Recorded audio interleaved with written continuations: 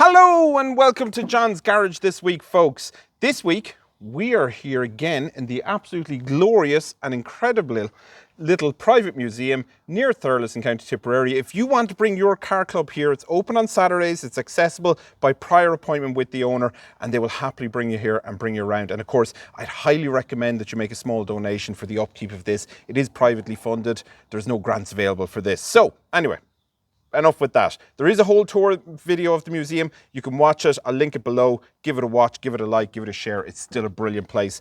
But we're back here today and we are right beside this 1954 Morris Commercial LC5 truck. And this particular one is in 2.2 litre petrol flavour. There is a 2.2 litre diesel also available, but we're going to have a little look at this one today. Now, this particular truck, this exact truck, is actually kind of famous. It's a lot more famous than my channel anyway, that's for sure. It starred as Claude Greengrasses' truck in Heartbeat, in the TV series Heartbeat. Now, from my research, there's about 4 of these trucks, all exactly the same, that were used by the TV show, and this particular one is one of them. It was purchased by the current owner in 2017 over in Scotland, and it was shipped back here to Ireland, where it was re-registered and given its Irish registration plate. 1954 TN6002 to be exact. So no ZV plate here on this particular one, but of course the owner can change it to ZV or any future owners if they so wish. Now, I'm trying to remember, in my research, I was trying to find famous other versions of this truck that were in movies and TV, and I couldn't actually find one apart from one, which you may recall. The movie The Italian Job, okay, featured a scene where they drove an ex-General Post Office one of these into a building, or sorry, into a field, and blew it up while they were trying to blow the bloody doors off it.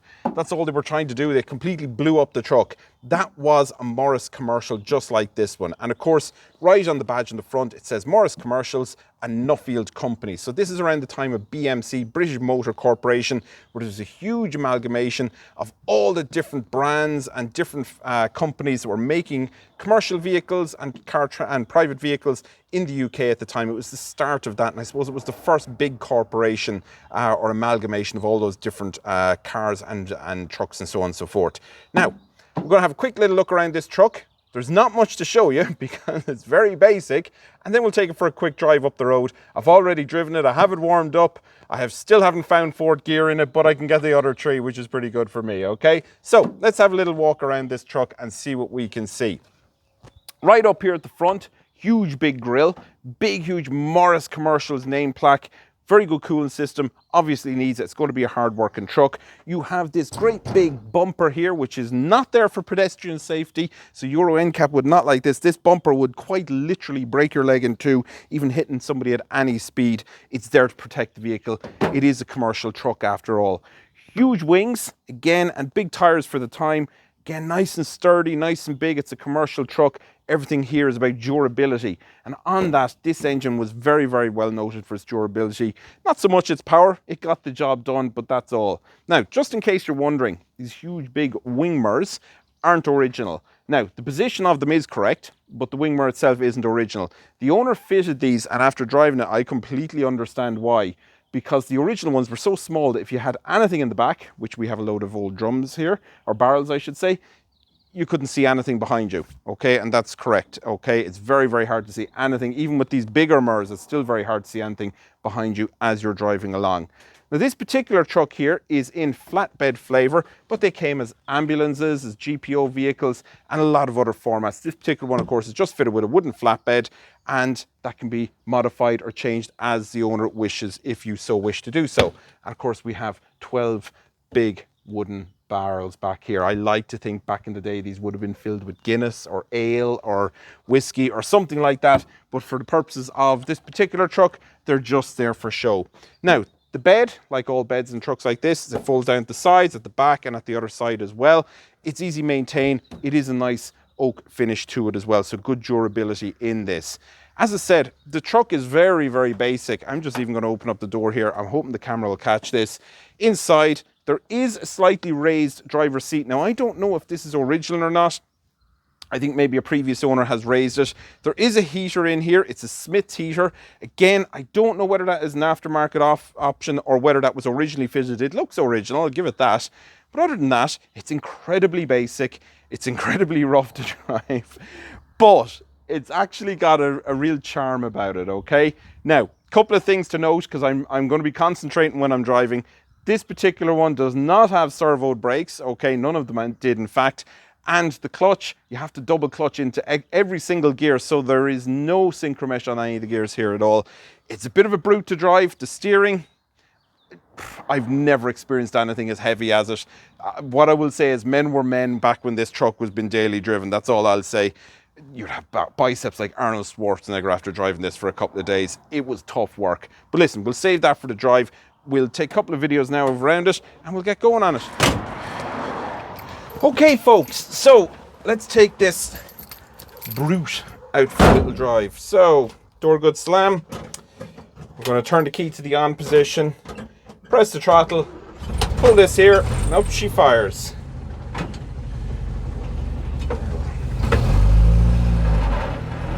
There goes that 2.2 litre 4-cylinder petrol, springs into life. Now, just to explain a few things about this, as I was saying earlier on, we have non-servo assisted brakes. We also have the heaviest steering known to man. And I think I mentioned as well, you have to double clutch into every gear. So there's second gear. Now, for any of my younger viewers, what is double clutching? Well, there's third gear. You press in the clutch, you pull the gear stick out of gear, and then you press in the clutch again before you go into the next gear, and that's what we call double clutching. Now, to me, this is actually the first vehicle I've ever driven where I've had to do that. Going up a hill out of the village here and getting a few waves from lads, builders over there working hard. Now, I can absolutely assure you, whoever drove this as a work vehicle back in the day, they earned their money. This is tough, and when I say men were men back then, they really were. Steering wheel is huge. It needs to be, because there's absolutely no power assist in here. Even on this main road where it's straight and it's downhill, this is heavy. This is heavy. I'm currently hitting the high speed of 25 miles per hour, but I'm going to drive very defensively in this because A, it's not mine, and B, nothing is power assisted, as I've just said. You were really driving this vehicle, and if I get into trouble, well, probably in all likelihood I'm going to find it difficult to pull up pretty quick. Anyway, what else? What other creature comforts do we have in here? Well, we have a horn down there. We have an indicator switch here. Nice Bakelite unit. The green light works on it still, which is always nice. We've fuel gauge, we've an amp meter, we have oil, temperature, and a speedo, and that's pretty much it. There's no tacho, nothing like that in here. It's all very, very basic. Now, I hope the sound is coming through to you folks okay. You'll have to forgive this video. This is just a loud beast. Brute. And it's loud and it's noisy. And that's pretty much it. There's very little, unfortunately, I can do with this, okay? Now, one thing I do like is the fact that I can put my hand out here. I get the door handle, I can open it getting in and out. Now, I have a feeling that this seat has been modified. It's up a bit higher than the passenger seats, and I say that in plural. There is 2 passenger seats here. It's up a little bit higher. It's not leaving me very much headroom, so I'm going to guess that whoever owned this car or truck before the current owner was potentially a lot shorter than anybody else, okay? As I said, it came from Scotland, so maybe they were just saving on the food over there, and that's why this person didn't grow up very tall. So we're going to go left here. We're going to head Urlingford direction. Okay, now as I say, I'm going out on the main road here, so my full attention is going to be on this, if you don't mind for a second. Double clutch it into second. Yeah, she doesn't want to go there. Come on, darling. Waves off everybody. I tell you, if you want to drive something popular, drive this. Can we find any gear? We'll just pull up and we'll do it right.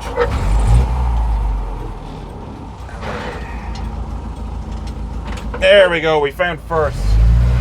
Hey, off we go. Double clutch down into second, up she roars. Give her a little bit of beans now. Double clutch, up into third gear. And yeah, she's good to go. And as I say, I'm not going to bother hitting fourth gear because, well, there's no point. It's hard enough to get it into the other gears. Fourth gear for some reason seems to be evading me right now. But we're hitting the heady heights at 30 miles per hour now. Now I imagine back in the day, I can actually stay in the hard shoulder. I imagine back in the day, this was just a brute. If you had a load up in the back of this, the suspension isn't particularly comfortable. The power isn't particularly powerful. Yeah, it is what it is. Having said that, compared to modern vehicles, this thing is just so much fun to drive in a quirky kind of way. As I said, it's a brute. It's completely unassisted in every single way. It's unlike anything you were going to meet on the road these days. It's really interesting to try. It's certainly an experience, and I'm going to rate it as one of the most interesting experiences I've had in any vehicle. Now there's a junction up here. I'm going to attempt to turn right out. I'm actually using for those of you who remember learning how to drive your hand signals, I'm using those as well. Just God forbid somebody wouldn't see me. And I'm going to do a little bit of a turn up here, and we'll head back towards the Motor Museum. Now guys, if any of you or any of your car clubs are organising trips out for your motor vehicles in 2023, I'd highly recommend it, and I'd highly recommend going to the gym if you want to buy a vehicle like this to drive. This is just impossible to use this steering wheel. Now I got to do a little bit of reversing here. Hopefully nobody comes up. Bloody hell. You need to go to the gym later anyway. You definitely want this thing rolling anyway when you're turning that wheel. Alright, we're good to go. Double clutch into second gear, no problemo. Double clutch into third gear, no problemo. I'll turn that indicator off. As I said, it feels responsive, but then you look at the dial and you're like, oh, I'm going 20 miles an hour. In this case, 30 miles an hour. I imagine though there's quite a bit of torque in this if you were carrying a load, that's really when it comes into its own. The view out of the cabin, it's good forward, it's good out to the sides. Out the back, forget about it. Wing mirrors completely and utterly useless, may as well not be there. It's kind of hard as well to pinpoint exactly where the corners of the front bumper are, but they're there. Biggest challenge in coming from a modern car to driving something like this is the power steering, I'm not going to lie. Also double clutch and also the non-assisted brakes. Yeah, it's certainly different, I'll give it that. It's very, very nice to drive though. Now, I am looking and looking and looking. I have no idea whether anybody's coming up behind me. I'm coming up to a junction here. Indicator on, I'm going to use my hand signals. Hey, why not? We're back in the 50s with this one. We may as well use the hand signals. So folks, if you're ever wondering when you're doing your driving test and your theory test, why on earth do they make you use hand signals? It's because someday you might be driving a 1954 Morris Commercial. This thing is brilliant. It's certainly brutastic, I'll give it that. Indicator off. You got to remember, even the indicators don't self-cancel, so you got to remember everything in this thing. I should have a pack of majors here. Not that I smoke anymore, but if I still smoke, a pack of majors or a pipe or some chewing tobacco, that's what I need in this. Nice big tin case with my lunch in it up beside me. It's exactly what everybody needs. How are you, boss? Will we try for fourth? I don't know. Nah, we'll stay in third. I'm coming up to a bit of a hill here, so we'll just leave it. Now, as I said, there's a dozen barrels up there behind me. Doesn't seem to notice it. Probably if it improves the ride, which is nice. I definitely have a car behind me because I can see a shadow in the wing mirror. There's definitely somebody there. You weren't expecting to see me, folks. But yeah, if anyone ever wanted to know what it's like to drive a 1954 Morris Commercial, well, it's a brute. It's tough, it's heavy. Certainly not coming for a relaxing drive, but it's definitely an experience, that's for sure. So listen folks, that's going to be all from me. Don't forget to like, subscribe, and please share. And more than that, contact me about organising a club day for your club to the Motor Museum here near Thurles. You can probably figure out where it is, but try and figure out, try and contact me, come up and support the owner in doing what they're doing. It's absolutely brilliant that someone's taken the time and the effort, has been so generous with everything as well that they have. So definitely contact me, get your clubs up here. Hey, you can see Claude Greengrasses' truck there. So folks, adios from John's Garage this week. Thank you all very much.